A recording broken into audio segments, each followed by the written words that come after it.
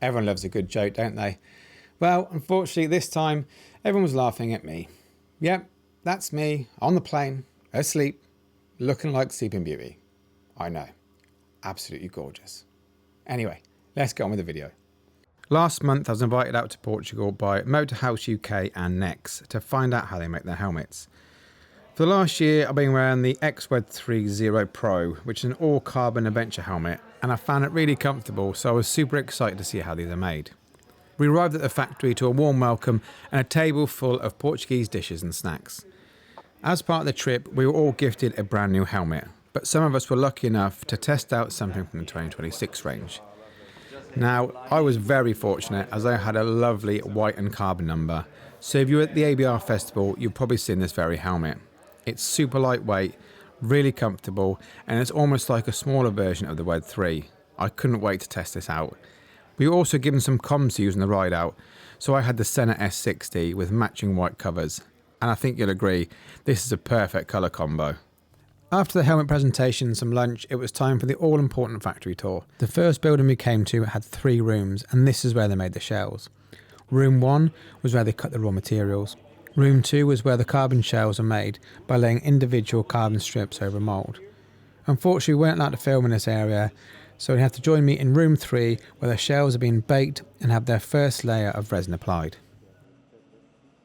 We had a hands-on feel of the carbon shells, and I couldn't believe how light it was, and to think that this could potentially be part of a helmet that could save someone's life.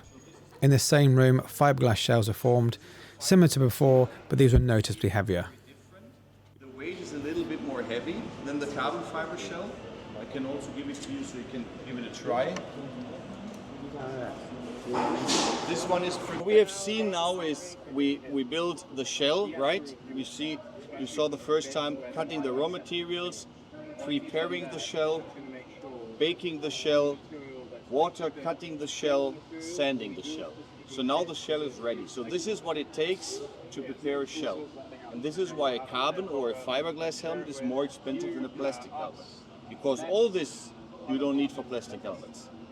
For plastic helmets you have a machine injecting plastic and the shell is ready. So all this work is only for fiber and carbon. So it's not only because the raw material is more expensive, but the workload is much higher, much higher. Our footprint is very small because most of our suppliers are within 60 kilometers radius. So most of them are Portuguese companies very close by.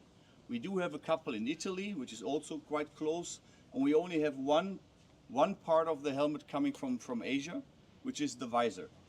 All the rest is from Europe and mainly from Portugal. All the stitching, all the textiles, we do all in-house. In here, everything with color or stickers is happening within this section.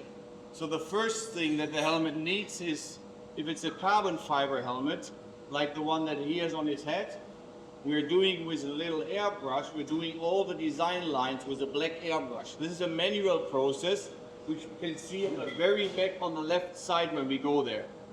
Before this is an automatic painting machine, which paints black, blue, white, whatever color we put in. It's automated. It takes around 1 hour from the cleaning to the final painted product. It's like a roller coaster going inside here. Then if this is done, we're going to this section over there, which is the sticker section.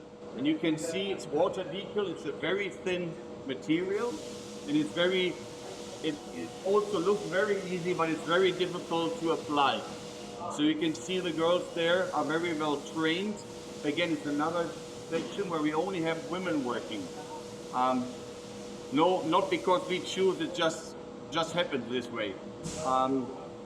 And after this, we have the final coating, which could be either matte or glossy. After the shells are being painted, they go for a final quality control before hitting the production line.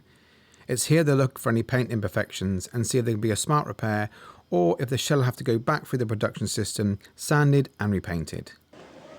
So this is an example. This one goes to Guatemala. So what you see, they took the shell out of the shell, they produced the chin strap, and they mounted the chin strap to the shell. So this is fixed, you cannot change this.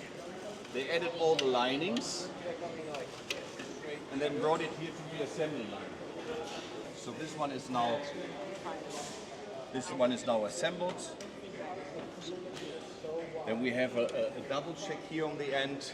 They will test all the different functions. We also have to set up the visor, the sealing, which we are doing over there. So he has a visor with holes.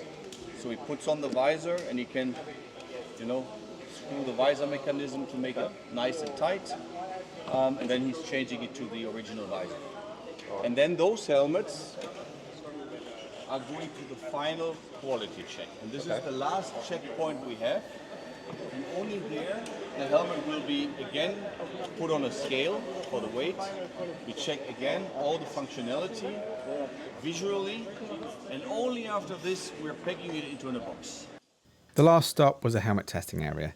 This is where they pull helmets at random and put them through all sorts of tests. Things like extreme weather conditions with rain, heat and freezing cold, checking the visor mechanisms and drop-down visors, running longevity tests, and of course, crash impact testing.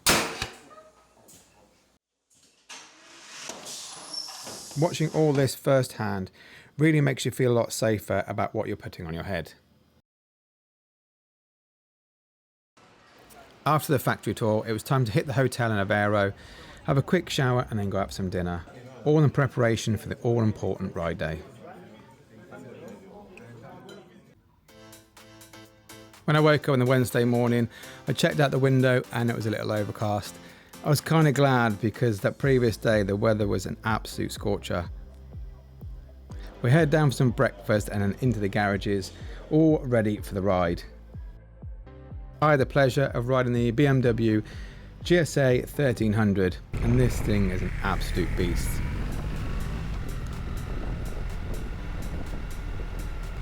There was one catch, however.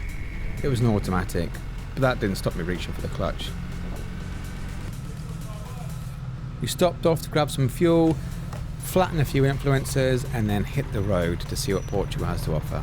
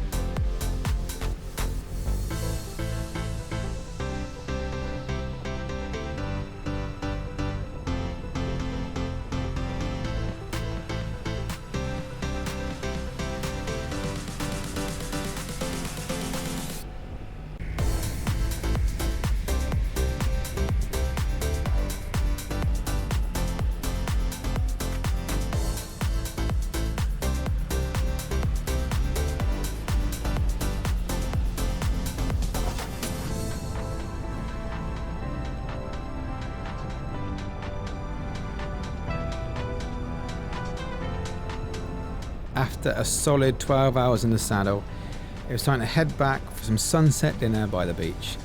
And tell you what, my bum couldn't be more grateful.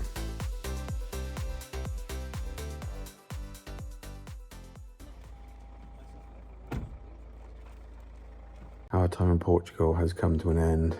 I'm currently sat down reception waiting for everyone else, and it's about 5:15 in the morning.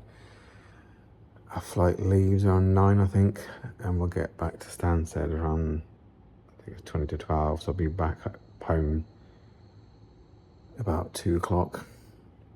Been an absolutely incredible couple of days away. The Nexx factory tour was brilliant, getting to see the process of how the helmet's made, the amount of effort and man hours that go into it is phenomenal. Such a really insightful experience. A lot of time I look at helmets online and think, God, that's a bit pricey. But you don't forget, if that's all handmade, they have to pay people. It's not mass produced.